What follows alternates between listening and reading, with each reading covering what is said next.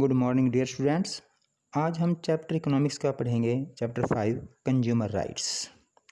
This chapter is very important because we all are producers और consumers and regarding consumers rights it is necessary that we should know what are our rights as consumers, because consumers are exploited in various ways and their awareness is crucial, is utmost importance.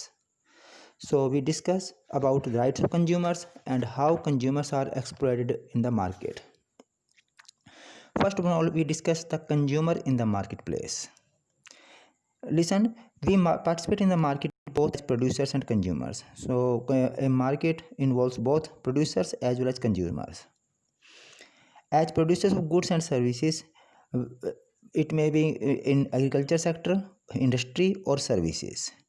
Consumer participate in the market when they purchase goods and services that they need. So consumer is a person who purchase or buy the things from the market. Now question arises, why there should be need of rules and regulations in the market? What is the need of rules and regulations in the marketplace? So rules and regulations are necessary for the protection of workers in the similarly, let us talk in other area. If we keep aside marketplace, there are also in every organization there are rules and regulations which are necessary to be followed. Why are rules and regulations necessary in every field? Because these could be for the protection of workers in the organized sector or to protect people from high interest rates charged by money lenders in the informal sector.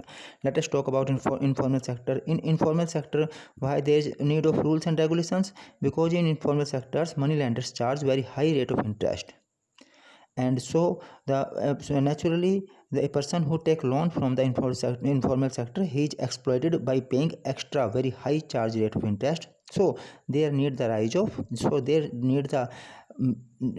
arise the need of making rules and regulations. Similarly, money lenders in the informal sector adopt various tricks to bind the borrowers. So they put many conditions, harsh conditions. Suppose if a person in urgent in emergency case take a loan, then he is bound with many conditions. For example, they could make the producers sell the produce to them at a low rate in return for a timely loan. Similarly, they could force small farmers like Sapna to sell land to pay back the loan. Land is also taken back in the name of not paying the loan. Similarly, many people who work in the unorganized sector have to work at a low wage and accept conditions that are not fair and are also often harmful to their health. As we know that in organized sector, workers are exploited by giving them less wages, by taking their snatching their rights, by because the workers have to do extra time, extra work, extra they are not given extra payment. Similarly, they are not given paid holidays. So there are many cases of exploitation in the unorganized sector. So there arise the need of rules and regulations. Similarly, in marketplace also there arises the need of rules and regulations. For the protection of the consumers in the marketplace, rules and regulations are necessary. Individual consumers often find themselves in a weak position whenever there is a complaint regarding a good or service that had been brought in, because consumers they face a very dilemma. When suppose if the consumer gets defective article, then his thing is not replaced, the defective material is not replaced, and he feels very harassed, he is tortured by the producers in the market. Whenever there is a complaint regarding a good or service that had been brought, the seller tries to shift all the responsibility on the buyer. So the producer never accepts his fault. He put all the responsibility on the consumer, that he should be aware when he was purchasing the thing. So in this case, the consumer feel to be cheated. Exploitation in the marketplace happens in various ways. There are many ways when exploitation happens to consumers, like underweight, like undermeasurement, adulteration. For example, sometimes traders indulge in unfair trade practices, such as when shopkeepers weigh less than what they should, or when traders add charges that were not mentioned before. Charging extra fees, charging extra money from the consumers, or defective or adulteration cases. Markets do not work in a fair manner when producers are few and powerful, whereas consumers purchase in small amounts and are scattered. When producers are few, natural there are likely there are chances of creating monopoly. When producers are few, and chances are high that there develop the feeling of monopoly among the producers, so they exploit according to their wish in the name of the scarcity of the things. And powerful are the producers, and consumers are scattered, they are not united. They are purchasing things from different areas, so naturally they are scattered, and in small amount and are scattered. This happens especially when large companies are producing these goods. When large companies produce these goods, then consumers feel helpless. These companies with huge wealth, power, and reach can manipulate the market in various ways. So, by the dent of their manipulation, by their power, by their approach, they can manipulate easily the consumer. They can manipulate the rules and regulations. At times, false information is passed on through the media and other sources to attract consumers. Similarly, big companies attract consumers by giving them false information. For example, a company for years sold powder milk for babies all over the world as a most scientific product, claiming this is to be better than mother's milk. So, a company which sell powder milk for babies claim that its milk is far better than mother's milk. It took years of struggle before the company was forced to accept that it had been making false claims. So company takes many years to accept that she was making false claims.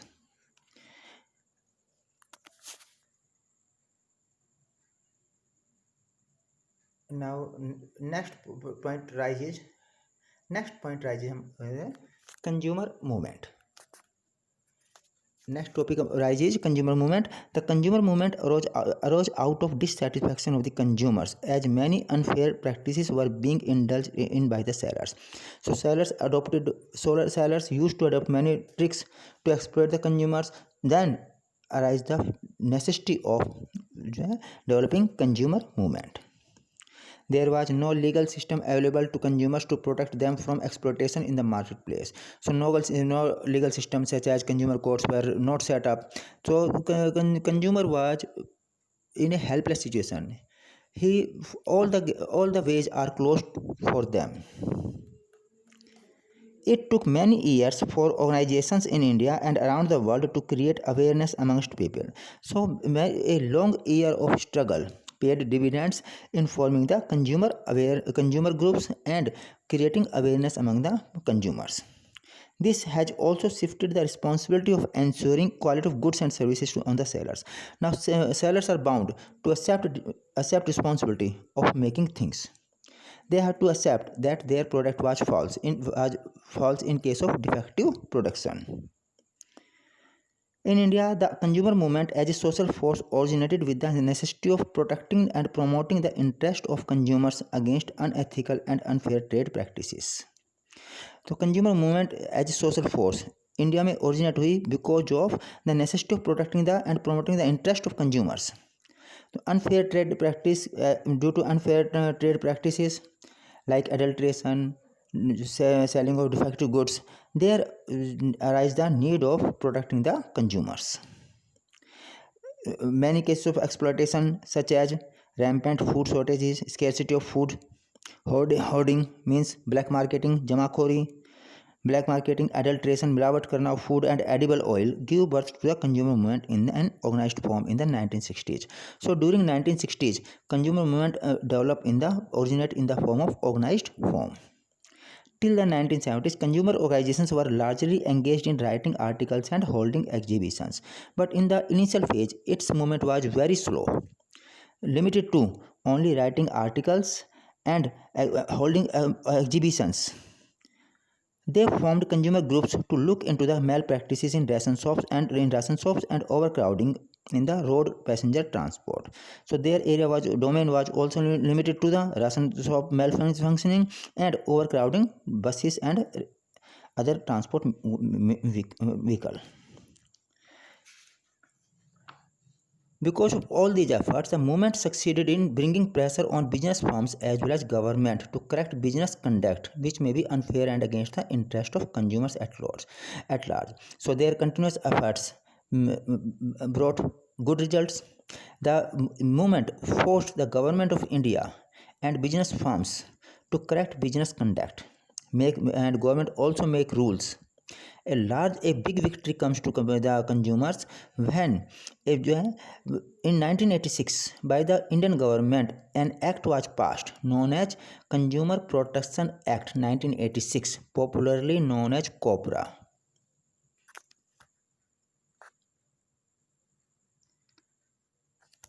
Now we will learn about some consumer rights which are very important. So first, rights are necessary because rights, when we are having rights with us, then we become empowered, we get strength. So that's why rights were given to the consumers in various ways. The first important consumer right is right to safety. While using many goods and services, we as consumers have the right to be protected against the marketing of goods and delivery of services that are hazardous to life and property. So some things like electrical appliances, pressure cooker, gas stove, these are things which should be fully made according to the norms, strictly followed norms, because if there is some defects, then it may cost our life and property. So these articles need proper attention.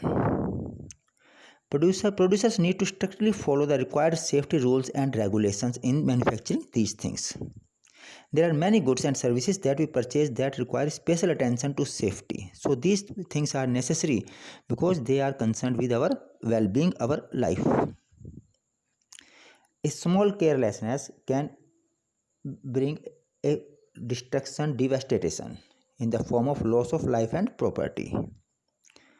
For example, pressure cookers have a safety valve which, if it is defective, can cause a serious accident. The manufacturer of the safety valve have to ensure high quality. So electrical appliances, gas cylinder, pressure cooker, etc. These things require high safety standards while manufacturing these things. Second right is right to be informed. When we buy any commodity, we will find certain details given on the packing. When we purchase anything, there are many things written on the commodity which we have to buy, such as ingredients used, price, batch number, date of manufacture, expiry date, and the address of the manufacturer. Now, why the rules are necessary to print these things in written? Why these things are written in the print form? Because consumers have the right to be informed about the particulars of goods and services that they purchase. Consumers can then complain and ask for compensation or replacement if the products prove to be defective in any manner. So these things are printed so that in case of defective material, consumer can get compensation. In recent times, the right to information has been expanded to cover various services provided by the government. So in government, all activities related with government can be checked, can be assessed by the consumers. In October 2005, the Government of India enacted a law popularly known as RTI, Right to Information Act, which ensures its citizens all the information about the function of government departments. So any person, any citizen can get information about government departments working through the RTI, which was passed in October 2005. Next right is right to choose. Any consumer who receives a service in whatever capacity, regardless of age, gender, and nature of service, has a right to choose whatever to continue to receive the service, whether to continue to receive the service. So right to choose, what is included? Suppose we want to buy toothpaste, and the shop owner says that she can sell the toothpaste only if we buy a toothbrush. So the producer is forcing us to take also toothbrush along with toothpaste, and on the other hand we do not require any toothbrush. We have already plenty of toothbrush, so it is against the right to choose.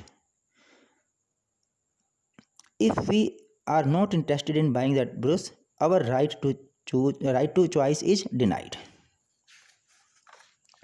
Next, right to seek redressal. Consumers have the right to seek redressal against unfair trade practices and exploitation. So he is entitled. He has right to get compensation. If any damage is done to a consumer, she has the right to get compensation depending on the degree of damage. Whatever damage, whatever damage caused to the thing, he has a full right to get compensation, to get the money back. There is a need to provide an easy and effective public system by which this can be done. Now, let us think about the consumer forums or consumer protection councils. The consumer movement in India has led to the formation of various organizations known as consumer forums or consumer protection councils. What are the functions of consumer councils? They guide consumers on how to file cases in the consumer court. These consumer councils give directions, guidelines to the consumers how to file case in the consumer court. On many occasions, they also represent individual consumers in the consumer courts. They represent the consumers in the court. Next, right to represent. In this case, right to represent under the COPRA, a three-tier quasi-judicial machinery at the district, state and national levels was set up for redressal of consumer disputes. The district level courts deal with the cases involving claims up to rupees 20 lakhs. The state level courts between rupees 20 lakhs and rupees 1 crore, and the national level court deals with cases involving claims exceeding rupees 1 crore. Thus, the Act has enabled us as consumers to have the right to represent in the consumer courts.